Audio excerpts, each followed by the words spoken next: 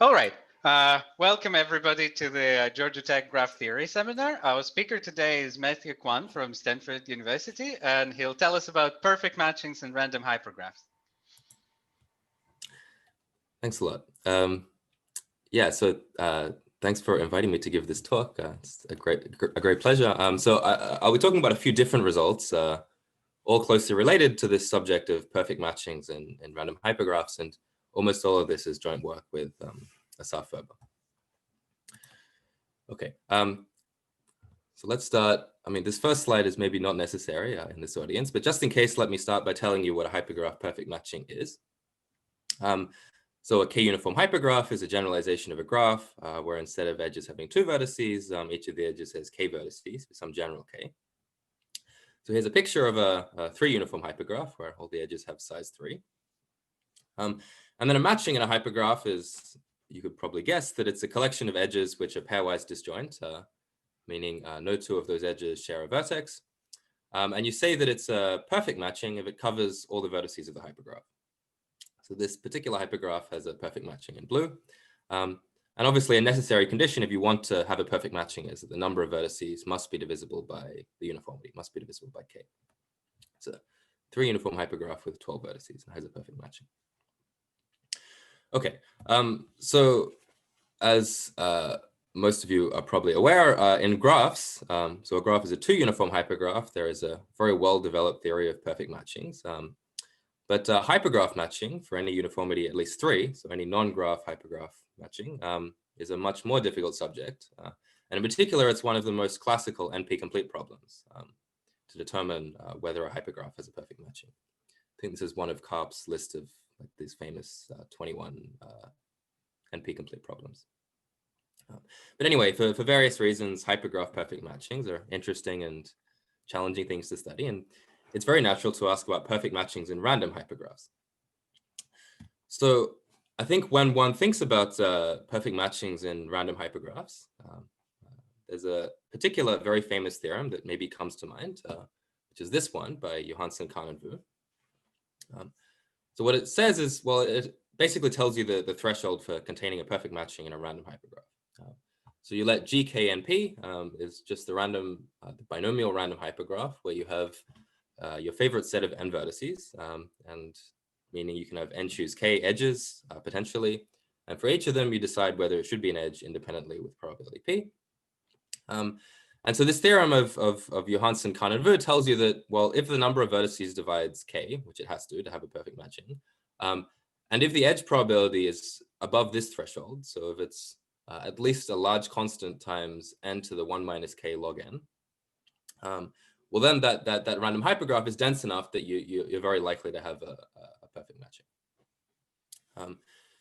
Okay, so that's the theorem, and it's essentially the best you could hope for up to the constant in terms of the probability.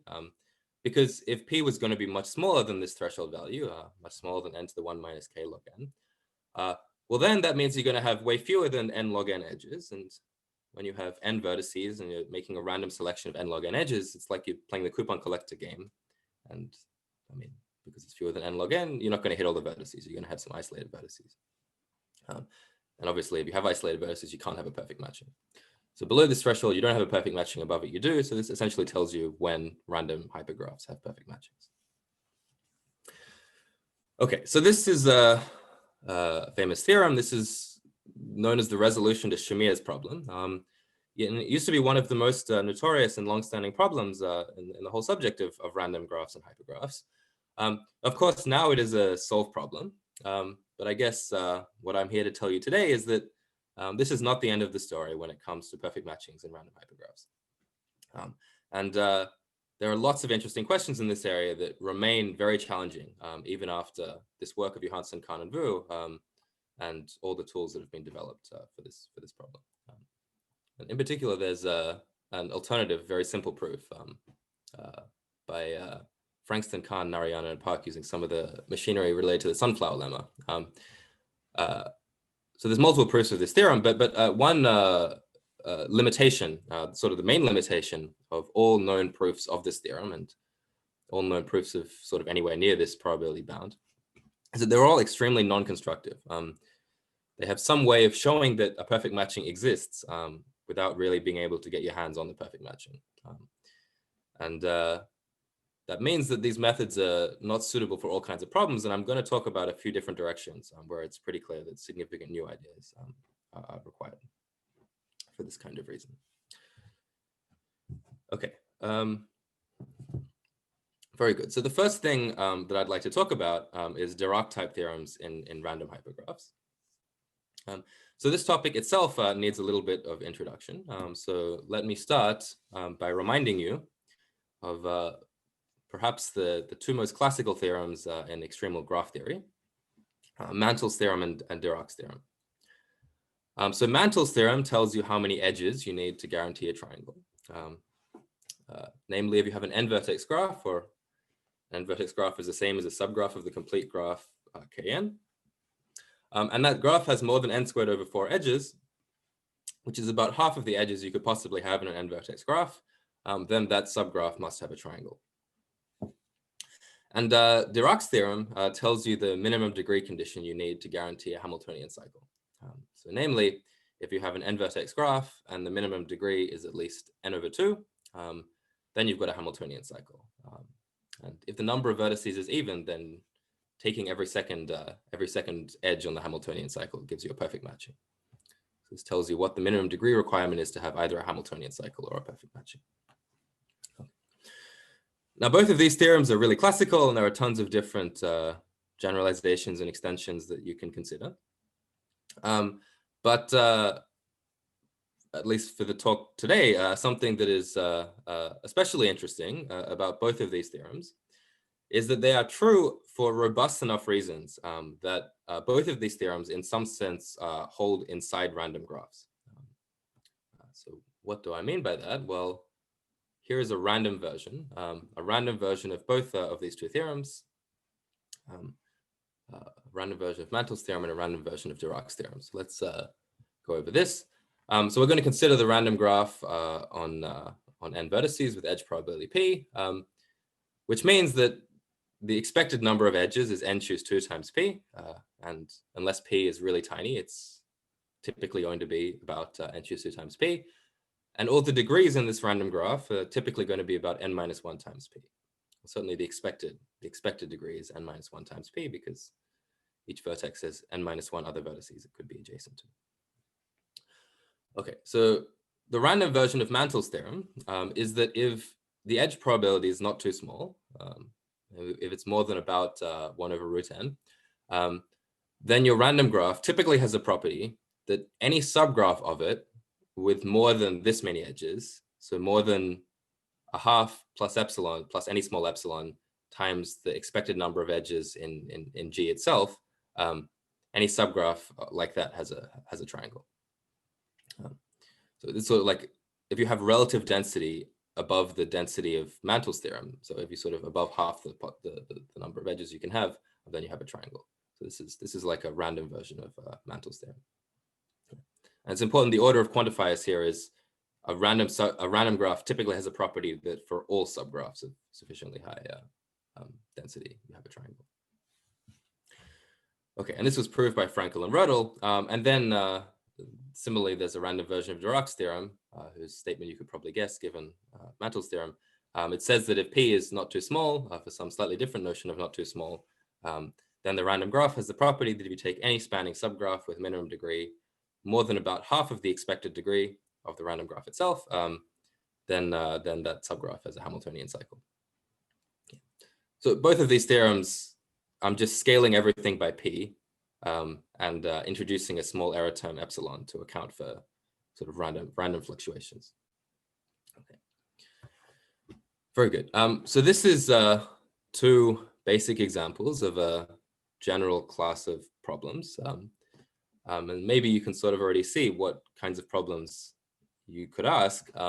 But to sort of summarize, the meta question here is that we would like to understand to what extent our favorite extremal theorems still hold in the noisy environment of a random graph. So this is a really huge topic in extremal and probabilistic combinatorics, but just to very quickly give some background on this area. This general subject was initiated by Frankel and Rödel. Over the years, there's been tons of work by lots of different people, way too many people for me to mention explicitly on this slide. But in particular, I would like to highlight that within the last 5 years or so, there's been really dramatic progress in this area due to the introduction of 3 really powerful and very general methods for these kinds of problems, these kinds of extremal problems relative to a random graph. Namely, transference principles, multiple round exposure techniques, and hypergraph containers. Yeah. So right now, I don't want to tell you too much about any of these, other than that, I mean, these are sort of big hammers for these kinds of problems. And when these methods were introduced, like a huge number of problems in this area were all solved kind of all at once. Yeah, so sort of a large majority of the questions that have been posed are now solved. But one particular type of problem that remains challenging, even after all this stuff, is problems about spanning substructures. Things about like subgraphs that cover all of the vertices of your graph, like Hamiltonian cycles or perfect matchings. So for example, I showed you the random version of Mantle's theorem and of Dirac's theorem, but the random version of Dirac's theorem is a much more difficult theorem than Mantle's theorem. So maybe you can sort of already guess where I'm going with this. I'm interested in proving theorems of this type for perfect matchings. Dirac-type theorems for perfect matchings and hypergraphs. But before I tell you about that, I want to give you one additional motivating example to sort of motivate what I'm going to talk about with matchings, and also to illustrate sort of what you can do with these kinds of methods. Namely, I want to tell you about random versions of extremal problems for hypergraphs. So for a k-uniform hypergraph F, I define the extremal number xnf to be the maximum possible number of edges you can have in an n-vertex k-uniform hypergraph, which has no copy of F. So that's the extremal number. And it's generally, we want to think about things asymptotically, and well, it's useful to define this asymptotic parameter, the Turan density pi of F, is the limit as n goes to infinity of xnf over n choose k. Yeah. So this is like the maximum density of edges you can have in like a very large hypergraph, which does not contain a copy of F. And so you can prove that this limit always converges, because this thing is monotone in n. Okay. Yeah. So as I'm sure you know, these Turan densities and more generally these extremal numbers are a major object of study in extremal combinatorics. In the case of graphs, we have a fairly complete understanding. Maybe we don't fully understand the extremal numbers, but at least the Turan densities, we have a formula for the Turan density of every graph. In the case F is a graph, this is fully understood. But as soon as you move to hypergraphs, well, hypergraphs of uniformity at least 3, everything becomes very, very difficult. And for example, I guess this is essentially the simplest, or one of the simplest non-graph cases. We don't even know the Turan density of the complete 3 uniform hypergraph on 4 vertices. Yeah. So given this situation, one might naively think that because the Turan theory of hypergraphs is like so open and so little is known, maybe that means it's not yet time to think about random versions of hypergraph Turan problems. But I think quite surprisingly, it is actually possible to prove essentially optimal hypergraph Turan theorems using these general methods I just mentioned. So somehow we don't know what the densities are, but as soon as you know the densities, you get a random version for free. So let me read this theorem. So this was independently proved by Conlon and Gowers and by Schacht as one of several theorems in some big papers they had, but they proved tons of things in this area at once. So namely, the theorem is that if I take a random hypergraph and the edge probability is not too small, for some notion of not too small, whose specifics are not terribly important here, then typically you have the property that if you take any subgraph whose relative density is at least some small epsilon plus the Turan density, whatever that Turan density is, and in general, we have no idea what most of these Turan densities are, well, then those subgraphs must have a copy of F. Exactly the same statement we saw for Mantle's theorem. This is a generalization of what we saw for Mantle's theorem. Yeah. So somehow you can think of these methods as being almost a black box way to take your favorite extremal theorem and spit out a random version of that theorem. Even if I don't know anything about how to prove the original theorem, I can still sort of in some systematic way get the random version. So that's something we can keep in mind. Okay, now finally let's talk about perfect matchings. So first, what does degree mean in hypergraphs? Well, the degree of a set of vertices is just the number of edges which include that entire set of vertices. So, I mean, the subtlety here is that in graphs, you only talk about the degree of a single vertex, because in a graph, the edges only have 2 vertices. But in a hypergraph, if the edges have 3 vertices, it makes sense to ask about how many edges contain my favorite pair of vertices. So you can talk about the degree of a pair or something. And due to this detail, this fact about hypergraphs, that means if we want to talk about minimum degree, if we want to talk about generalizations of Dirac's theorem, we need to parameterize the notion of minimum degree. So yeah, so for any d less than k, I define the minimum d degree, delta d of h, to be the minimum degree among sets of d vertices. Okay. And then the extremal parameter that we are interested in for perfect matchings is we define md of kn to be the smallest m, such that every n vertex k uniform hypergraph with minimum d degree m has a perfect matching. Or in other words, how big does the minimum degree need to be to guarantee a perfect matching? So of course, if this definition is going to make sense, I need the number of vertices to be divisible by k, or else I can't hope to find any perfect matching. But that's the definition. Yeah. So I mean, if you recall, Dirac's theorem for graphs is for Hamiltonian cycles of perfect matchings, but perfect matchings are the thing that generalizes a little bit more naturally to hypergraphs than Hamiltonian cycles. You can try to generalize Hamiltonian cycles, and I'll say a little bit more about that at the end. Okay, so that's the extremal parameter that one generally studies for perfect matchings in hypergraphs.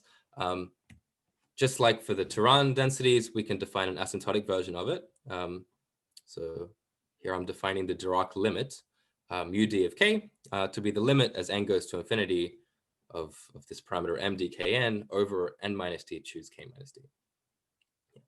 And this is sort of the right normalization here, because this is in some sense like the relative degree, because a set of d vertices can have degree at most n minus t choose k minus d, because you need to choose k minus d other vertices to complete an edge. Okay, that is what a Dirac limit is. You can also prove this limit. So yeah, one should prove that this limit converges, which is not quite so easy as it is for Turan problems, but it is true that this limit converges. Okay, and again, by analogy with hypergraph Turan problems, I mean, the situation is kind of similar. These parameters have also received an enormous amount of attention, and I think it's a very interesting subject. In particular, there are some surprising connections between these Dirac limits and some seemingly unrelated probabilistic inequalities, which I think is quite interesting. But in any case, it seems like it's well, we do not know how to determine these values in general. So, for example, mu1 of 6 is completely unknown. It's not known what minimum degree assumption guarantees a perfect matching in a 6 uniform hypergraph. Yeah, so again, very little is known, but emboldened by what we saw about Turan problems, we can still try to think about random versions of Dirac-type theorems. So here is the natural conjecture. This is basically the sort of thing, I mean, I think we should be kind of used to by now. This is just a relative version of a Dirac-type theorem. So it says that a random hypergraph typically has a property that if you take any spanning subgraph whose minimum d degree well, it's greater than the Dirac limit plus any small epsilon times the expected degree of the random hypergraph itself, then you've got a perfect matching. Okay. So you might, shouldn't there be assumption that P is not too small? That's right, yeah. So I actually, in this conjecture, I didn't put any assumption on the edge probability P. And I think this probably holds for all P, but there's sort of an implicit assumption on P, which is that P is at least n to the d minus k log k. And that's just because that if P is smaller than this, if P was really small, then this random hypergraph itself would have d degree 0, like for this coupon collector type reasons. You'd have some set of d vertices which has 0 d degree, meaning that there's no subgraph which has this minimum degree, which means this holds vacuously.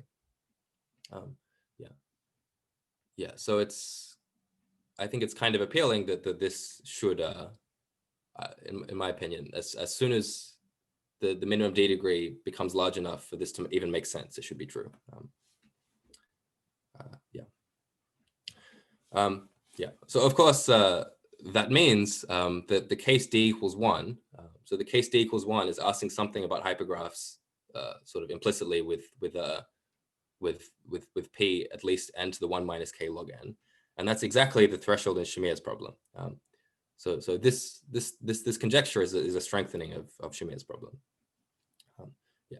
So Shamir is just asking to prove that this random hypergraph itself has a perfect matching if P is at least 1 minus n to the 1 minus k log n. But here I'm saying that, well, I have my random hypergraph G, but then in addition to this randomness, I'm allowing an adversary to choose an arbitrary high degree subgraph of it. And so it seems that, yeah, and I want that arbitrary subgraph to contain a perfect matching, which is stronger than what Shamir is asking. Yeah, and it seems that all of the previous methods that have been brought to bear on Shamir's problem become basically completely ineffective in this setting. They're sort of, you have some way of like studying the evolution of the set of perfect matchings as you add more random edges or something. But as soon as you say, well, I'm stopping with the randomness, now I'm allowing an adversary to do some stuff, that sort of breaks everything. And so seemingly you need, if you want to make any progress on this problem, you need completely new ideas. Okay. So that's our first theorem that I wanted to tell you about today. So together with Asaf Ferber, we did exactly that. And so, yeah, using very different methods to Shamir's problem, well, at least very different methods to like Johansen, Kahn, and Vu and similar proofs. We managed to prove this conjecture under some assumptions on P. So namely, P needs to be bigger than about n to the minus k over 2. And it needs to be bigger than n to the minus k plus 2 log n. Yeah. So this second condition here is not terribly important. Actually, this second condition is a weaker condition than the first one, unless k equals 3. So this is only relevant in one case. And even in the case k equals 3, I think it's possible to, well, I don't think it's terribly important. But this first condition is quite fundamental. It's a barrier for a wide class of proof approaches, I think. Anything that tries to use absorption will run into this kind of barrier. I'll say a little bit more about that later. Yeah, so we have some assumptions on P, which are probably not necessary, but still this is, I mean, before this, I think even when P is constant, nothing like this was known. And another remark is that, well, due to this sort of implicit assumption that this is all vacuous unless P is at least n to the d minus k log n, that means that we fully resolve all cases where d is bigger than k over 2. So these conditions encompass all those cases. Okay, but so we proved this. This is the first main theorem that I wanted to tell you about today. And let me also tell you an application. A super trivial application is that if you know how to prove a Dirac-type theorem, if you know how to show that arbitrary high degree subgraphs have perfect matchings, then as a corollary, you also know how to find many disjoint perfect matchings. So a corollary of our theorem is that if you have a random hypergraph and the edge probability is not too small, so if it satisfies the conditions of the previous thing, then you can find this many disjoint perfect matchings. And the proof is immediate. I mean, you find your first perfect matching, which certainly exists by the theorem, then you delete it. Now you have some subgraph. It's still got high minimum degree, so you can find another perfect matching, and you just keep going until your minimum degree gets too small. And doing that, you'll get this many disjoint perfect matchings. Okay, so that is an observation. It's actually not a very impressive observation, mostly because, well, before us, substantially before us, Ferber and Vu managed to prove much stronger packing theorems for random hypergraphs. In fact, they proved a theorem which is nearly optimal in several senses, both in terms of the edge probability and in terms of the amount that you get to pack. And they did this using these methods of Johansen, Kwan, and Vu, in addition to this this beautiful idea called online sprinkling, this very interesting way to expose the edges of a random graph. But anyway, so this observation is pretty rubbish, at least on its own, is not particularly interesting. But it turns out that we can apply these kinds of ideas less naively to prove much stronger packing theorems. And that brings me to the second part of my talk, in which I want to talk about resolvability of random designs. It turns out that these kinds of methods to study packing problems for perfect matchings are very closely related to this. So we're going to sort of start over and introduce this now. So what is this all about? Well, here is a very old problem. Apparently, this is one of the oldest problems in combinatorics, asked by Kirkman in 1850. And it says, well, it asks, 15 young ladies in a school walk out 3 abreast, 7 days in succession. It is required to arrange them daily so that no 2 shall walk twice abreast, whatever that means.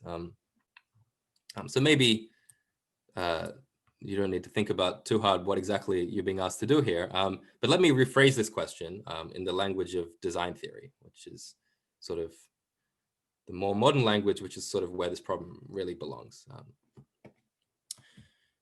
Yeah, so let's have a definition. I'm going to define an order n Steiner triple system to be a 3 uniform hypergraph such that every pair of vertices is contained in exactly one edge.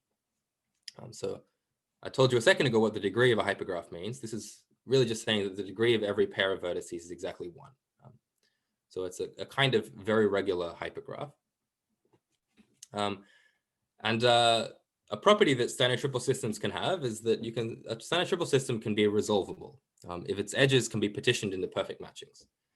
So what that means is that if I can find, so I have a 3 uniform hypergraph. If I can find a bunch of disjoint 3 uniform a bunch of disjoint perfect matchings, such that every edge is contained in exactly one of my perfect matchings, that's called a resolution of my Steiner triple system, and it means my Steiner triple system is resolvable. So here's a picture. I mean, it's a bit hard to draw pictures of designs, but here's something. So this is an order 9 Steiner triple system. It's got 9 vertices, and the colored triangles here are supposed to be edges, and edge is supposed to have 3 vertices. So you can see that every pair of vertices is in exactly 1 triangle. So it's a Steiner triple system. And also there's 4 different colors here, and each of them forms a perfect matching. So like the blue triangles are all vertex disjoint, and they cover all the vertices. So you got a blue perfect matching and a black perfect matching and a red perfect matching and a green perfect matching. So that demonstrates that this is a resolvable Steiner triple system. Okay, that's what this definition means. Okay, now we know what that is. I can just rephrase Kirkman's problem much more succinctly. All it's asking for is to find an order 15 resolvable Steiner triple system. Yeah. The correspondence here is just that, I mean, the vertices of the hypergraph are the schoolgirls. You got 15 schoolgirls, and the perfect matchings are the days of the week. So you can check that if you can do this, you're going to need exactly 7 perfect matchings. Okay. And then this was solved by Cayley, basically as soon as it was posed. But of course, this is really, I mean, this is just some puzzle. This is not a particularly serious mathematical problem. The real problem here is, I mean, who cares about 15? We'd really like to answer the same question with n in place of 15, and for which n can we find a resolvable Steiner triple system? So this more general question is also usually called Kirkman-Skugel problem. To show for for n which is 3 mod 6, there exists an order n resolvable standard triple system. So it's not terribly hard to say that this requirement that n is 3 mod 6, this is necessary if you want to have any hope of finding a resolvable standard triple system, just because there's certain divisibility things, which I don't want to explain in detail. You can count things and things need to be divisible by each other in certain ways. Like one thing that's obvious is that certainly n needs to be divisible by 3, because resolvable means in particular that you have a perfect matching. Okay, yeah, so this problem is, I think, a very influential problem. For a long time, this is one of the most important open problems in design theory, until it was finally solved by Ray, Chaudhary, and Wilson, and independently Liu, over 100 years after Kirkman first posed his problem. Okay. Yeah, I think I should also mention that, so here we're considering standard triple systems and 3 uniform hypergraphs, and there's not really any special significance to the number 3. Really, standard triple systems are a special case of a much more general object called a block design, or just a design, which, I mean, you can talk about standard quadruple systems and beyond. And I mean, everything on this slide still makes sense for higher order designs, arbitrary types of designs. But I think for today, we'll just focus on standard triple systems, which are sort of the simplest non-trivial case. Okay. Anyway, so I guess this slide is showing that it's really hard to show that resolvable standard triple systems exist in general. That's for a long time that was an unsolved problem. But actually, recently, based on our work with perfect matchings in random hypergraphs, Asaf and I have begun to suspect that actually resolvability is a typical property of designs, meaning almost all standard triple systems are resolvable. All but a vanishingly small proportion of order n standard triple systems are resolvable. Yeah, which is yeah, I mean, it's like saying it's hard to find the hay in the haystack or something when it's yeah. Is it easy to find a non-resolvable standard triple system? Absolutely, yes. Yes. So, I mean, there are explicit constructions given by Ray, Chaudhary, and Wilson. There are explicit constructions of standard triple systems, tons of them, and you can check that most of them are not resolvable. I see. Thanks. In fact, there are plenty of examples of standard triple systems which don't even have a single perfect matching, let alone being resolvable. Yeah. Which, I mean, this kind of thing, it's the kind of thing that suspects maybe you should search for resolvable standard triple systems using the probabilistic method. But as we'll see, it's really hard to study random design. So that's maybe not, but nonetheless, this is, I think, kind of a striking conjecture, especially given the previous wisdom here. And just to remind you, resolvable means you can partition it into perfect matchings. You can check that if you can do this, you're going to need exactly this many perfect matchings. Okay, yeah. So this conjecture runs actually in the opposite direction to some very old speculations in design theory. The opposite was speculated, but I think until very recently, we had a very poor understanding of what a typical design might look like, and everything people had guessed was really a very speculative guess. Yeah, I mean, really, this is a question about, as I said, about random designs. This is a question about the typical properties of a uniformly random standard triple system. And let me remark that these are really formidable things to study. So, I mean, this is something that's of interest in design theory. For various reasons, they want to generate random designs.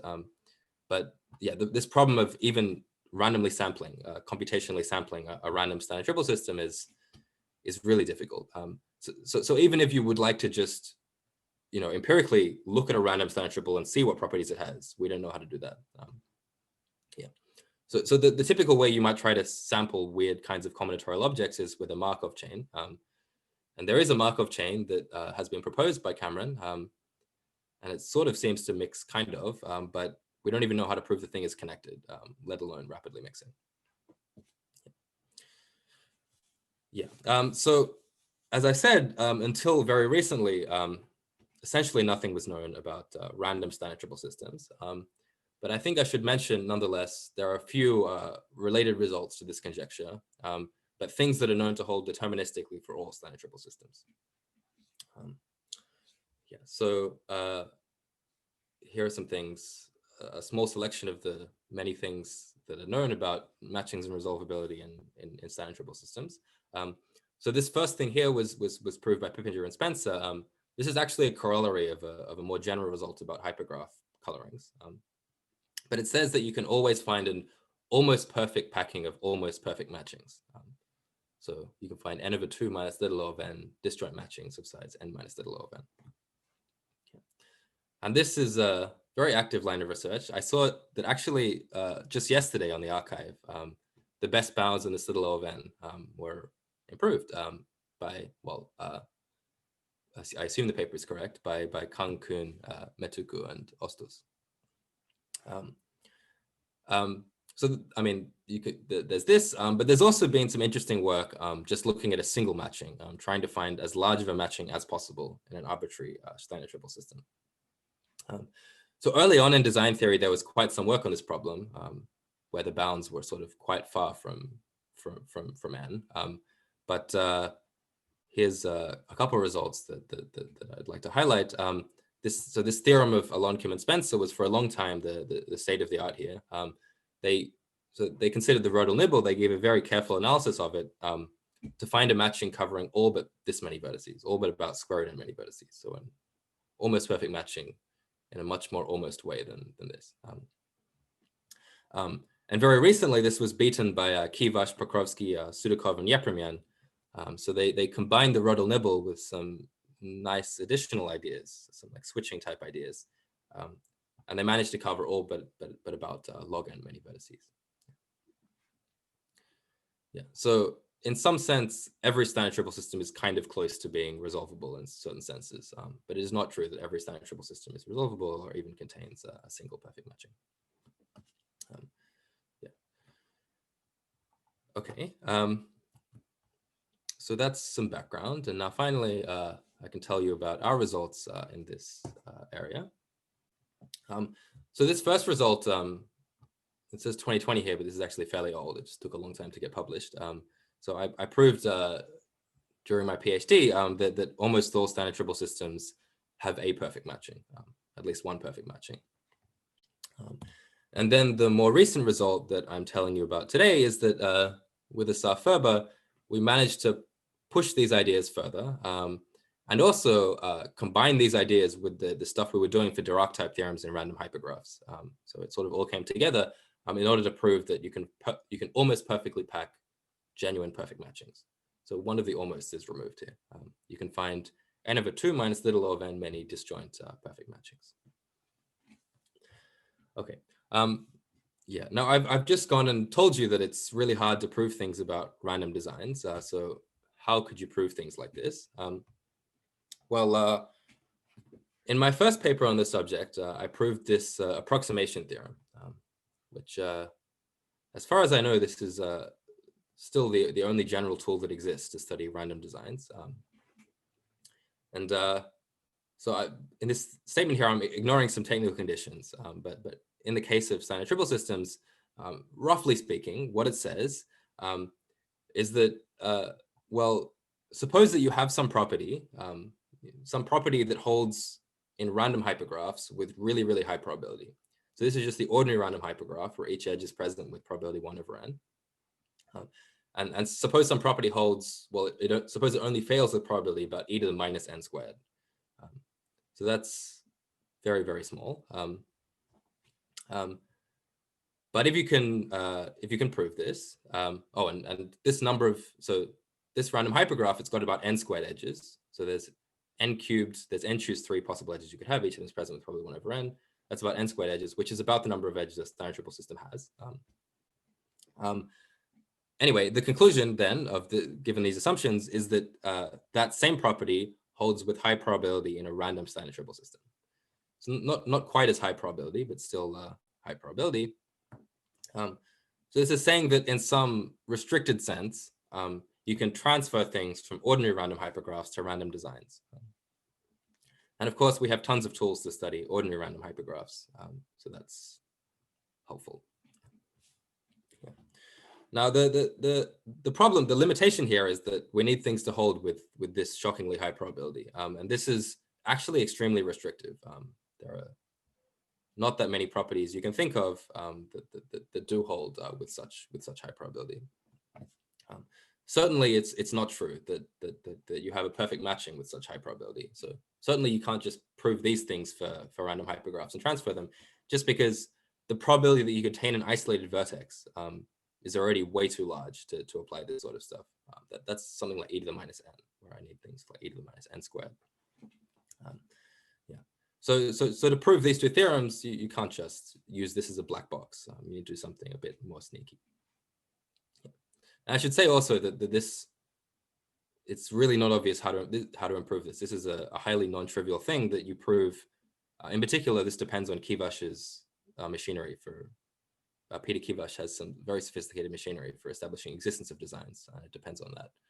And the error terms here, I think they're probably very hard to reduce. But so the sneakier thing that we did was as follows. So we want to find an auxiliary property Q that we are able to show holds with really high probability. And so property Q is not the property of containing a perfect matching or having many disjoint perfect matchings. But the point is that you can show that if you combine property Q with the property of being a Steiner triple system, then you have a perfect matching.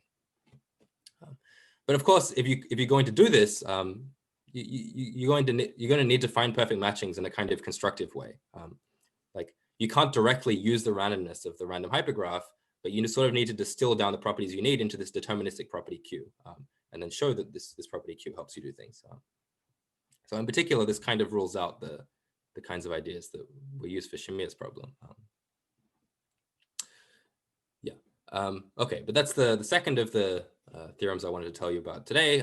So we have this Dirac-type theorem for random hypergraphs, and now we have this theorem about packing perfect matchings and random designs. As I said, the proofs of these two things are very closely related. Like we want Dirac-type theorems in order to help us do this packing. Okay, so I have a tiny bit of time to tell you about the proofs. I might skip what I was going to talk about, the KLR conjecture here, and tell you a little bit about absorption. So let's just say a tiny bit about absorption, which is an important component of the proof. So absorption lets you reduce the problem of finding perfect matchings to the problem of finding almost perfect matchings. And almost perfect matchings are a much easier thing to get a handle on. So you can use some of this general machinery for extremal theorems relative to a random graph that I was talking about earlier. That becomes effective for almost perfect matchings. So if we know how to find almost perfect matchings, then the idea of absorption is like this. So you somehow want to find some very special absorbing structure X, which has some magical properties that somehow make it very flexible and it can contribute to a matching in many different ways. And then you want to find an almost perfect matching in everything else, everything except X, and somehow extend this to a perfect matching using whatever magical properties of X we prepared. So this absorption is by now a really huge topic. I mean, these kinds of ideas were perhaps first introduced by Erdős, Garfas, and Pieper, but later systematized by Vertices and Samaredi, and since then people have considered tons of different variations on how you can do things. But I think it's fair to say that a common theme for essentially all work on absorption is that the way that you're going to build this absorbing structure X is by combining a bunch of gadgets called absorbers. So you have this funny looking, you have this thing that can somehow contribute to a matching in like two different ways, and you somehow you build these things, like you show these things must exist like by hands, by looking at using like pigeonhole principle or something to show that edges must exist in certain ways. And then once you've got lots of these gadgets, you sort of put them together in some special robust way, which lets you get something like X. So that's extremely vague, I'm aware. So, I mean, I haven't told you enough details for you to sort of see why, but if you go through the basic proofs of these absorption lemmas, you'll see that there are tons of different obstacles for adapting these kinds of ideas to random hypergraphs. And even for dense random hypergraphs where P is a constant, it's not obvious what to do. Okay, so our main technical contribution for both of the theorems I told you about today is basically a sparse absorption lemma. So there are some standard absorption lemmas in this area. I think maybe the most popular one is by Hahn, Persson, and Schacht. But this is like a sparse analog of that, which maybe you shouldn't try too hard to read this, but it's just saying that in a subgraph of a random hypergraph, which is like above this Dirac threshold, you can do whatever you do for absorption. You can find some absorbing structure which lets you do a thing, so that if you have any uncovered set of vertices, you can find a matching covering exactly the uncovered thing. Yeah, there are a few nice ideas in the proof of this lemma, none of which I have time to tell you about. Maybe just to say a couple words, maybe the most interesting new idea is a way to apply the absorption method in some sense non-constructively. It seems to be necessary if you want to prove a bound in terms of the Dirac limit without actually knowing what the Dirac limit is. Yeah. So somehow, like usually in these papers, you have like a picture of this complicated absorber. I can't draw you a picture because somehow the absorber is defined using the definition of the Dirac limit. And there are several other tricks related to this. If you actually want to understand the proof, in our paper, we have, I think, a fairly complete and fairly short proof outline that explains how everything comes together. But anyway, so that's sadly all I'm going to say about the proof. Let me conclude with some further directions that I think would be very interesting to explore. So first, I mean, the obvious thing is that we should try to reduce these restrictions on P. So these were the two assumptions that we had for this Dirac-type theorem, which, yeah. So this first condition is probably not so hard to remove. I mean, there's some complexity to removing it, but I don't think it's sort of fundamental. This second thing is very fundamental because the reason for this restriction is that an absorber consists of two perfect matchings in the way that absorption is always used, which means the density of an absorber is 2 over k. So if I tell you my favorite absorber, it's just not going to exist below this threshold. So if you want to make things work, if you want to prove anything about perfect matchings below this threshold, you need to either avoid absorption completely, like Johansson, Kwan, and Vu did, or do absorption in a pretty different way to what has been done before. Yeah, and there's some other directions as well. You can ask about other kinds of, I mean, we've talked about perfect matchings, but you could ask about other kinds of spanning substructures. There are certain notions of Hamiltonian cycles that make sense in hypergraphs. One of them in particular is called loose Hamiltonian cycles, which I think the stuff we can do for perfect matchings probably can be generalized to loose Hamiltonian cycles, but if you want, you can consider more general types, and that's you know, probably that becomes much harder. And the third thing is, well, I mean, we know how to almost perfectly pack perfect matchings, and can we find a perfect packing? So the first step might be to find minimum degree many perfect matchings in an ordinary random hypergraph, and then there is this question, our conjecture of showing that almost all designs are resolvable, which I think would be very interesting to design theorists and sort of counter to what is expected.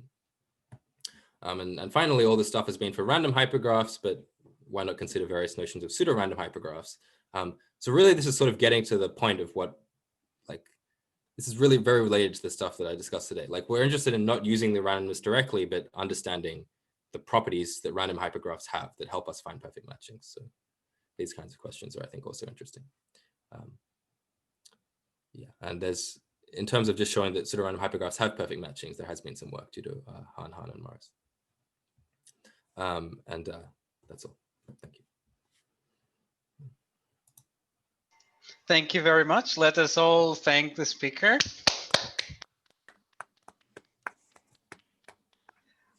Are there any questions? I have one question. Yeah. So, hi, Matthew, it's Lutz.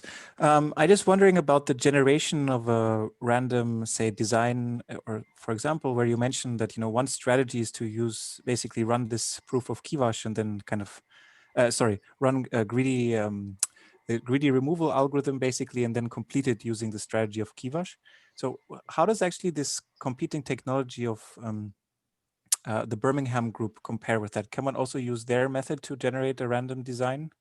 Absolutely, yeah. So I mean, so there's two questions. So what you just said is a way to generate a random design. Like first you do the triangle remover process and then you complete it to get a standard triple system.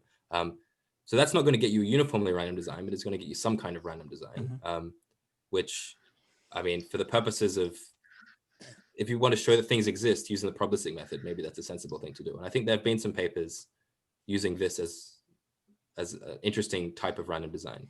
If you want to study uniformly random design, then you need to do different stuff. You need to, well, you need to be a little bit, you need to do slightly different things. And anything that you have that allows you to complete almost all outcomes of the triangle remover process will give you something about uniformly random designs. The main thing is yeah, this area here. If you want, you sort of gain the ability to prove more things if you can improve this error bound, and that comes down to improving the density of that you can do the completion at. So yeah, so both Kivash and the Birmingham group have ways to show that an almost complete design can be completed, and if you can get however close to the almost is there determines this error term. And I think the Birmingham group doesn't have quite as good estimates as Kivash, but they say that one could probably produce estimates using their methods, which are comparable to Kivash's.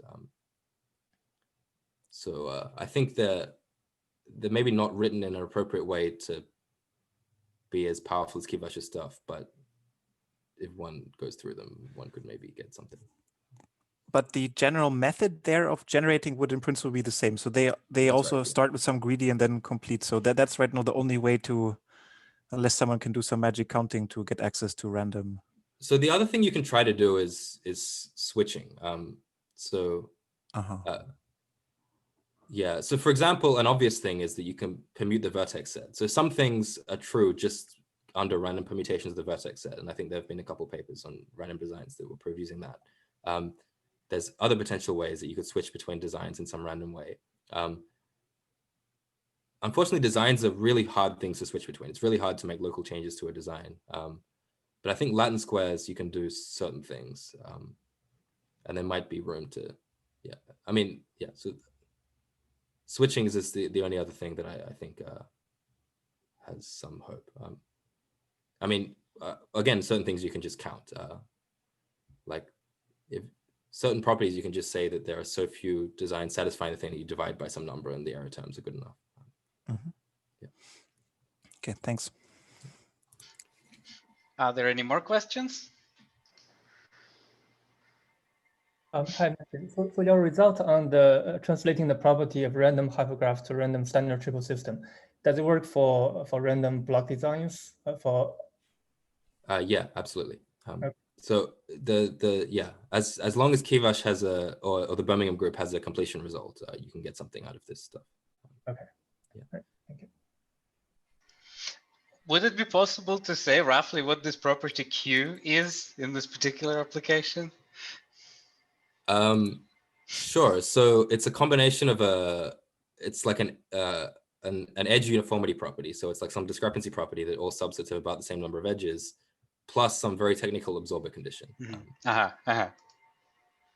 Yeah. So the kinds of things that do hold with this high probability are things like discrepancy properties. So if you have a set of linearly many vertices, the Chernoff bound will tell you that probabilities look like this. And the absorber thing, it's very, the way we find absorbers is using something called the KLR conjecture. And it's very the KLR conjecture is a very difficult thing to prove, but it's very convenient for us that one of the proofs does happen to hold with this high probability, which means you can use the regularity method inside random designs, which gives you a lot of power. Right. I actually have one more question. So there are these, you prove these theorems for these, d degrees for all the values, so for all the values of d, right? And there are these Dirac densities for all of them. Could one in principle combine, get some kind of combination of, co-degrees for different values of d, and say that again, if, some kind of combined value is bigger than something, then you can get perfect matching as well? I'm not sure, maybe. Yeah, so quite possibly. The issue here is just that it's so hard to prove things that I don't know if you could prove anything. Like, we don't know what maybe in like 3 uniform hypergraphs we know everything, so maybe you could hope to do something there. But I see. Yeah, I mean, I was partially wondering if just your method of proof already is flexible. Whatever your proof is flexible enough for that. I think so. I think so. Okay. Are there any further questions?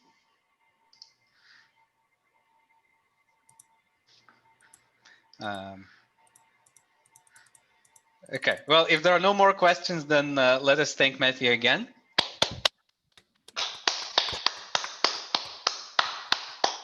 And our speaker next week will be Yufeng Jing from UIUC.